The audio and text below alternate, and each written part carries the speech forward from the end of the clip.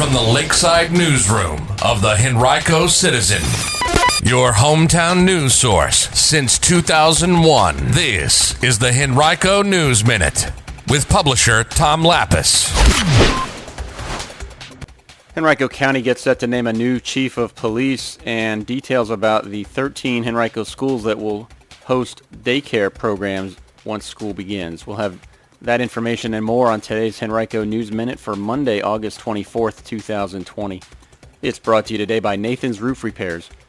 And now for the news. Henrico County Manager John Vitolkas will announce the county's new police chief during a press conference at 11 a.m. today. The new chief will replace Humberto Cardinal, who is retiring September 1st after nearly 32 years with the division. The new chief is expected to come from outside the division, sources have told The Citizen. Visit HenricoCitizen.com at 11 a.m. today to learn details about the new appointment. Henrico Schools officials last week identified the 13 county public schools that will house full-day child care services provided by 3 nonprofit partners of the school system.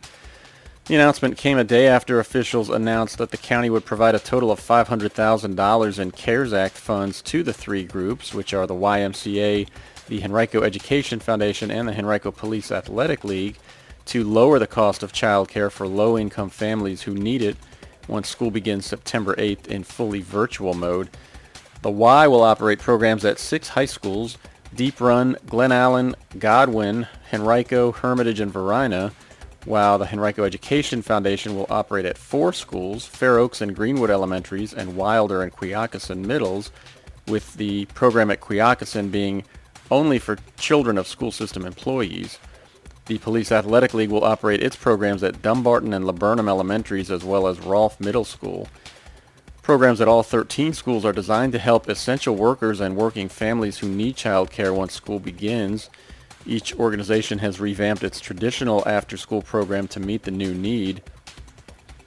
YMCA officials have said that their programs likely will average between 100 and 150 students per location, that they might add additional schools if needed. The other programs likely will be that size or smaller. School system officials have said that the differences between hosting several dozen children in schools and several hundred were school to be in session in person are significant. Students in the child care programs will be in the same small groups each day in dedicated areas of the school, including a dedicated classroom. Those areas will undergo frequent intensive cleaning, according to school system officials. Transportation also will be provided by families, which avoids the risks associated with transporting a large number of students through the school system's fleet of buses. You can visit HenricoCitizen.com and click on Education for details about each of the 3 programs and how to apply. Henrico County Public Schools' 4 mobile technology hubs will offer expanded technical support hours for the last 2 weeks of summer before transitioning to regular school year hours at all county secondary schools once school begins. Starting today and continuing through September 4th, hours at the hubs will be expanded from 8:30 a.m. to 4:30 p.m. Monday through Friday. Then beginning September 8th, the first day of school, normal technology support hours will start at all secondary schools. Middle and high school students will get that support at mobile tech hubs in their schools. Elementary school students should go to the nearest high school for technical support. During the next 2 weeks, those 4 mobile hubs are located at Deep Run, Freeman, Hermitage, and Highland Springs high schools. Any families that need help with school system technology can email helpdesk@henrico.k12.va.us. Henrico County man is under arrest, charged with attempted capital murder of a Henrico police officer following an incident August 20th near Harvey Road in eastern Henrico. Juan Shondell Lewis, age 38, also is charged with the use of a firearm in the commission of a felony. A Henrico officer was near Harvey and Reynolds Roads at about 11:30 p.m. that day when gunshots rang out. The officer located 2 subjects, one of whom appeared to be armed, and ordered them both to drop any weapons. The suspect, later identified as Lewis, fired multiple shots at the officer before fleeing, according to police. Additional officers responded and located Lewis and detained him on Reynolds Road. No one was injured. Anyone with information about the incident is asked to call Henrico Police at 501-5000. or submit anonymous information through Crime Stoppers at 780-1000 or by using the P3 Tips app. If you missed any of last week's Virginia General Assembly special section updates, visit henricocitizen.com and click on General Assembly. We've got a recap for you. And be sure to follow us this week as we'll provide you more coverage from the second week of the special session. Well, a second Highland Springs High School football star has committed to the University of Oklahoma. Defensive lineman Kelvin Gilliam, a top 10 player in the nation at his position, made the announcement Saturday night.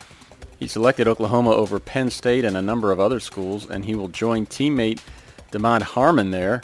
Harmon committed to the Sooners 3 weeks ago. Gilliam is 6'4", 280, and was ranked just outside the top 100 high school players in the nation by several recruiting services.